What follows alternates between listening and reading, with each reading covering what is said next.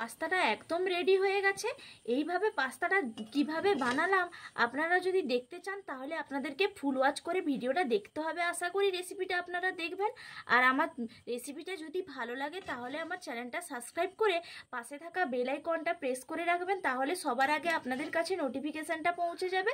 আপনারা সবার আগে আমার রেসিপিটা দেখতে পাবেন আর নিত্য নতুন রেসিপিটা আপনাদের কাছে সবার আগে কিন্তু পৌঁছে যাবে। বন্ধুরা, এইভাবে কিন্তু রেসিপিটা করে নেবেন। দেখুন কতটা সুন্দর লাগবে, খেতেও যেরকম সুন্দর লাগছে আর দেখতেও কিন্তু অসাধারণ লাগছে। একদম কিন্তু দোকানকে হার মানিয়ে দেবে। এইভাবে আপনারা করতে থাকুন। ডাব কিচেন উইথ ভিলেজ ফুডে আপনাদেরকে স্বাগত। প্রতিদিনের মতন আবারও চলে এসেছি একটা রেসিপি নিয়ে।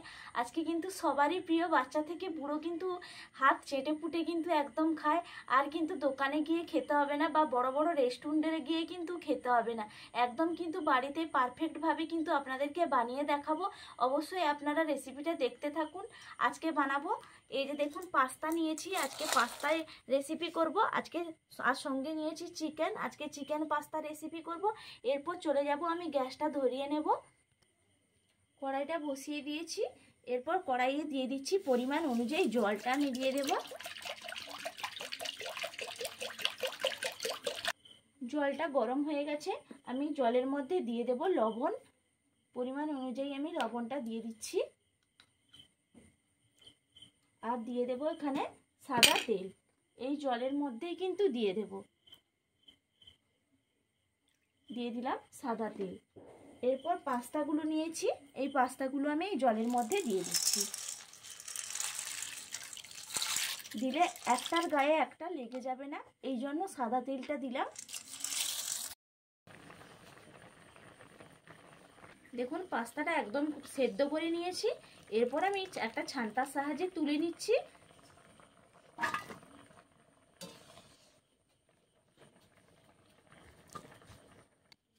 দেখুন কড়াইটা ধুয়ে পরিষ্কার করে নিয়েছি। এরপর কড়াইয়ে দিয়ে দিচ্ছি, আমি তেল দিয়ে দিচ্ছি। তেলটা গরম হয়ে গেছে, আমি তেলের মধ্যে দিয়ে দেব পেঁয়াজ কুচি। ভালো করে আমি নাড়িয়ে নেব। দেখুন পেঁয়াজগুলো লাল লাল করে নিয়েছি, একটু লাল লাল করে ভেজে নিয়েছি। এরপর আমি দিয়ে দেব রসুন কুচি।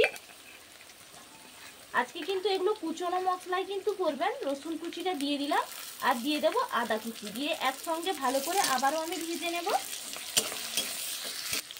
দেখুন ভালো করে আমি ভেজে নিয়েছি। এর মধ্যে আমি দিয়ে দেব কাঁচা লঙ্কা কেটে নিয়েছি। এইভাবে কেটে নিয়েছি কাঁচা লঙ্কাগুলো, মাঝখান দিয়ে 3 টুকরো করে কেটেছি। দিয়ে দিচ্ছি কাঁচা লঙ্কা। আর একই সঙ্গে দিয়ে দেব বিনস কুচি, ক্যাপসিকাম কুচি, গাজর কুচি। একই সঙ্গে দিয়ে কিন্তু ভালো করে ভেজে নেব।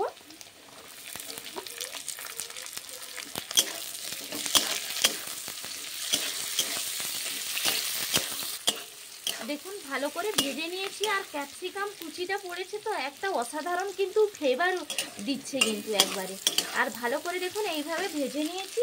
এরপর যে বোনলেস চিকেনগুলো আমি বাড়িতেই কেটে নিয়েছি, এরকম ছোট ছোট করে টুকরো করে নিয়েছি, এগুলো আমি দিয়ে দেবো একসঙ্গেই।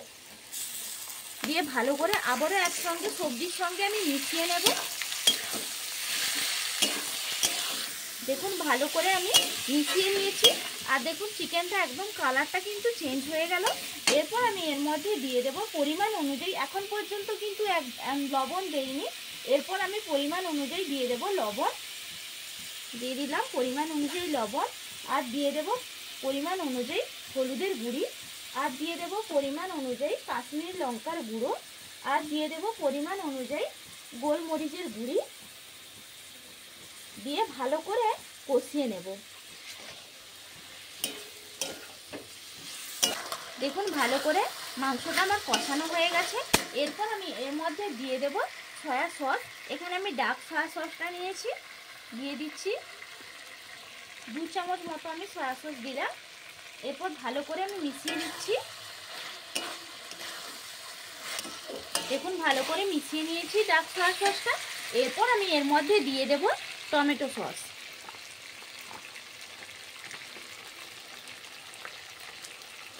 এখানেও আমি টমেটো সস 2 চামচ মতন দিলাম। দিয়ে ভালো করে আমি মিশিয়ে নেব।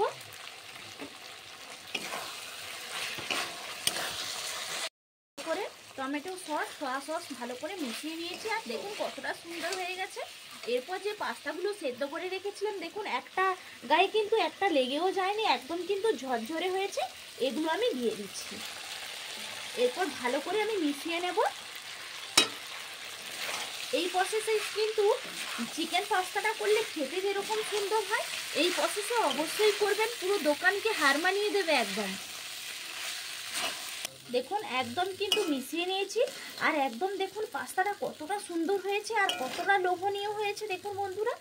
এই সময় নামানোর আগে আমি দিয়ে দেব এখানে গোলমরিচ গুঁড়িটা আমি দিয়ে দিলাম নামানোর আগে, দিয়ে ভালো করে একটু মিশিয়ে নিচ্ছি।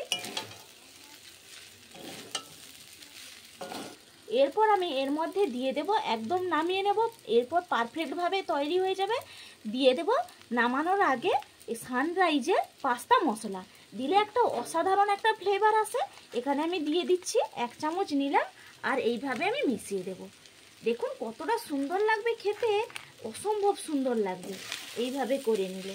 আর এতক্ষণ পর্যন্ত যেসব বন্ধুরা এই রেসিপিটা দেখেছেন তাদেরকে অসংখ্যভাবে ধন্যবাদ।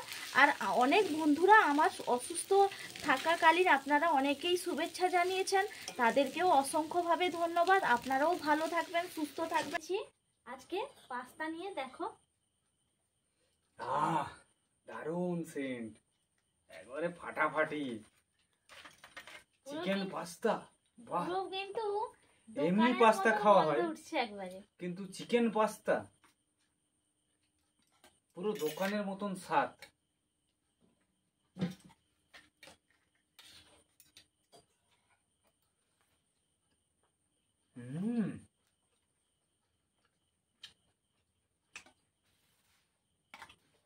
অসাধারণ। একটু সসও নিয়ে নিচ্ছি, সস দিয়ে বানিয়েছিলাম তবু একটু সস নিলাম। তুমি একটু নেবে তো নাও। দাও একটু। এবার দোকান থেকে কোনো অংশে কম নেই।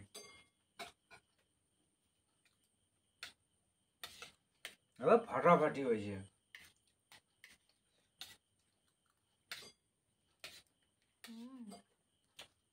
দারুণ হয়েছে বন্ধুরা। এইভাবে অবশ্যই এই প্রসেসে আপনারা বানাবেন, খেতে কিন্তু অসম্ভব সুন্দর লাগবে। আর প্রত্যেকেই আপনারা সবাই সুস্থ থাকবেন, ভালো থাকবেন। আবার আপনাদের সঙ্গে আমার পরের ভিডিওতে দেখা হবে। টাটা।